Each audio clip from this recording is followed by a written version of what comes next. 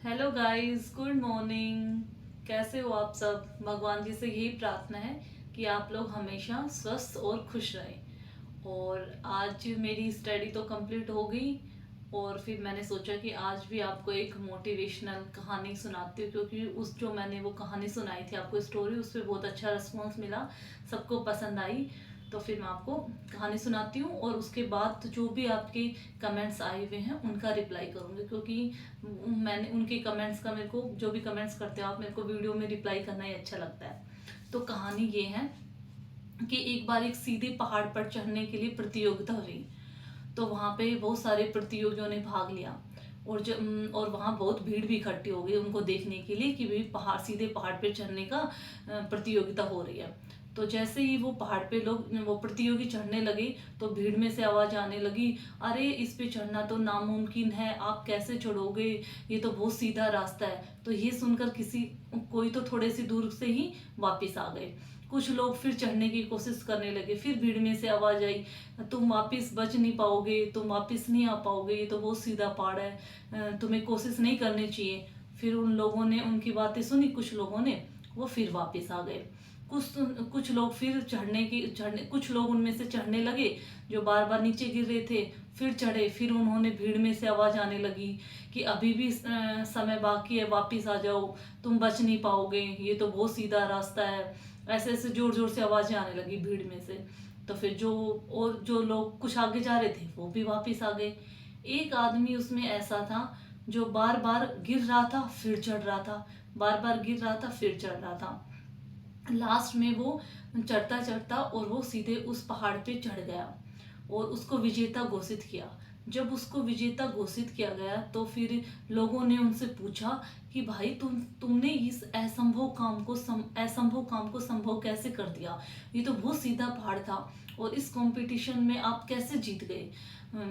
अब ये तो इसमें तो जीतना नामुमकिन था, तुम्हें डर नहीं लगा? लेकिन उसने कोई भी जवाब नहीं दिया। उस उन जो भीड़ में जो लोग पूछ रहे थे उसने कोई भी जवाब नहीं दिया। इतने में एक पीछे से आवाज आई, ये तो जन्म से ही सुन नहीं सकता। तो इस बात से हमें ये सीख मिलती है कि हमें कभी भी अपने जीवन में जो हताश निराश करने वाली नकारात्मक बातें वो नहीं सुननी चाहिए। हमें अपने लक्ष्य पर फोकस करना चाहिए कि हाँ भाई, मैंने ये एम बनाया है और मुझे उसको पाना है, चाहे लोग कुछ भी कह रहे हैं।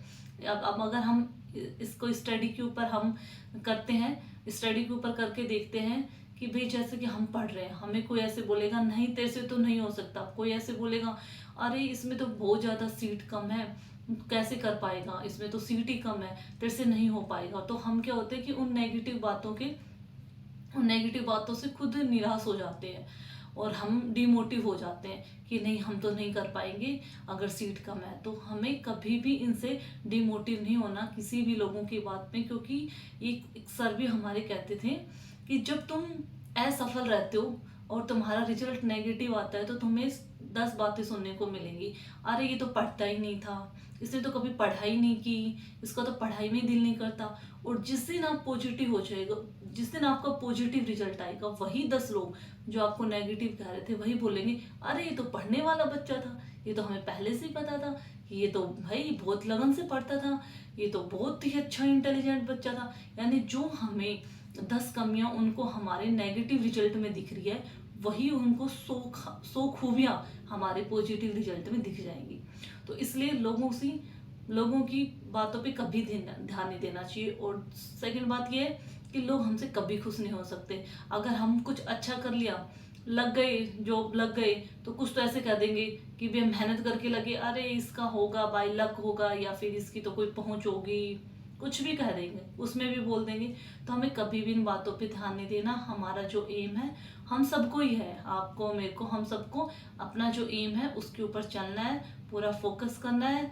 और भगवान जी तो साथ हैं ही, सबको हमेशा भगवान को हमेशा याद रखना चाहिए और वो हमारे साथ हैं। तो एक दिन हम अपने इस सफ़र में, अपने सपनों को साकार करने में एक दिन हम सब सफल होंगे। तो इसी मोटिवेशन बात से मैं अपनी इस कहानी को एंड करती हूँ। जरूर आपको पसंद आई, और पसंद आई तो आप कमेंट करके जरूर बताना। अब मैं आपको करंट अफेयर के 2 क्वेश्चन बता रही हूँ। पहला क्वेश्चन है, राजस्थान के बजट 2025-26 में पंडित दीनदयाल उपाध्याय शहरी विकास योजना क्रियान्वित किए जाने की घोषणा की गई। इस योजना की अवधि क्या है? फिर से सुनो क्वेश्चन। राजस्थान के बजट 2025-26 में पंडित दीनदयाल उपाध्याय शहरी विकास योजना क्रियान्वित किए जाने की घोषणा की गई। इस योजना की अवधि क्या है? इसका आंसर है 7 वर्ष। दूसरा क्वेश्चन है 29वां राज्य स्तरीय भामाशाह समारोह। 29वां राज्य स्तरीय भामाशाह समारोह 28 जून 2025 को कहाँ आयोजित हुआ? इसका आंसर है जयपुर। तो ये 2 क्वेश्चन करंट अफेयर के थे। गाइस, अब मैं आपके जो कमेंट आए हुए हैं उनका रिप्लाई कर रही हूँ। एक कमेंट आया था मेरे पास, जो मैंने जो स्टोरी डाली थी मोटिवेशनल, उसकी उस वाली वीडियो में कमेंट आए थे। दिलीप राठौर के नाम से उनकी आईडी है। उन्होंने बोला है, राधे राधे सिस्टर, मुझे ये पूछना था कि 3rd ग्रेड लेवल 2 एसएसटी में एसएसटी के अलावा हिंदी या इंग्लिश भी लेना होता है क्या? तो सबसे पहले तो राधे राधे डियर। तो हमें हिंदी व इंग्लिश नहीं लेना, क्योंकि ये हमने रीट पात्रता में पहले ही इनको क्वालिफाई कर लिया, क्योंकि हमने उसी में आ गए थे ये दोनों सब्जेक्ट। तो हमें तो सिर्फ अब अपना सब्जेक्ट देना है। जैसे किसी का एसएसटी है, उसको एसएसटी सब्जेक्ट का देना है, और साथ में राजस्थान जी की और जो राजस्थान का पार्ट है वो तो है, और साथ में अपना सब्जेक्ट है 60 नंबर का। तो यहाँ पे हिंदी इंग्लिश नहीं है, क्योंकि हम वहाँ दे चुके। इसमें तो ओनली अपना सब्जेक्ट आएगा, जो भी सब्जेक्ट है। तो इसका रिप्लाई तो ये है। फिर दूसरा है गरिमा चौहान, जिनके नाम से आईडी, उन्होंने पूछा, हेलो अर्चना जी। तो हेलो डियर, मेरा 1.5 मंथ का बेबी है, मेरी पढ़ाई कैसे मैनेज करूं?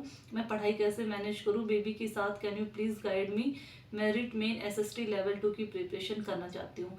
तो डियर देखो, अगर आप, ये थोड़ा आपके लिए मुश्किल है, लेकिन ये कि आप स्टार्टिंग में ना 2 घंटे से स्टार्ट कर दो, और आपने पहले एसएसटी की तैयारी कर रखी है तो वही नोट्स होंगे आपके पास, या नोट्स बुक्स जो भी ला रखी है, तो उन्हें रिवाइज करते जाओ। और आप पहली बार कर रहे हो तो मैंने एक वीडियो बना रखी है, 2 वीडियो डाल रखी है मैंने बुक लिस्ट की। तो अगर वो बुक आपको पसंद आई, पर वीडियो को जरूर देख लेना। अगर वो बुक पसंद आए तो जैसे नाथ पब्लिकेशन की बता रखी है, उस वीडियो में सारा मैंने क्लियर कर रखा है। तो आप वो बुक ले आए और स्टार्ट आप 2 घंटे से करें, कि हाँ मैं 2 घंटे, जैसे बेबी सो रहा है तो मैं 2 घंटे में पढ़ाई करूँ। उसके बाद धीरे धीरे 3 घंटे, फिर 4 घंटे, ऐसे करके 4, 5, 6 घंटे भी आप 4 महीने अभी इतना करोगे तो हो जाएगा। टेंशन नहीं लेनी, फ्री माइंड होके करना है, और भगवान साथ है तो सब पॉसिबल हो जाता है। बस आप अपना एक तो मटेरियल जो भी है, अपनी बुक लिस्ट है, वो बिल्कुल लिमिटेड रखिए। कई बार ऐसा होता है कि हम 1 साल तैयारी करते हैं, हमारे पास इतनी लंबी बुक लिस्ट होती है, बुक इतनी सारी चीज़ें होती है, और हम नहीं पढ़ पाते। तो 1 साल की भी स्टडी कोई मैटर नहीं करती। कई बच्चे ऐसे होते हैं 4 महीने में, 5 महीने में क्रैक कर जाते हैं, क्योंकि उनके पास लिमिटेड सोर्स होता है। तो आपको लिमिटेड रखना है और टेंशन फ्री होकर आपको पढ़ाई करनी है, तो हो जाएगा। तो यही 2 कमेंट्स हैं जिन्होंने मैंने आपको रिप्लाई किया, और फिर भी जब भी आपके कमेंट्स आएंगे तो मैं उनका जरूर वीडियो में रिप्लाई करूंगी। और अगर आपको मेरी वीडियो पसंद आ रही है तो वीडियो को लाइक एंड सब्सक्राइब जरूर कीजिए। Thank you.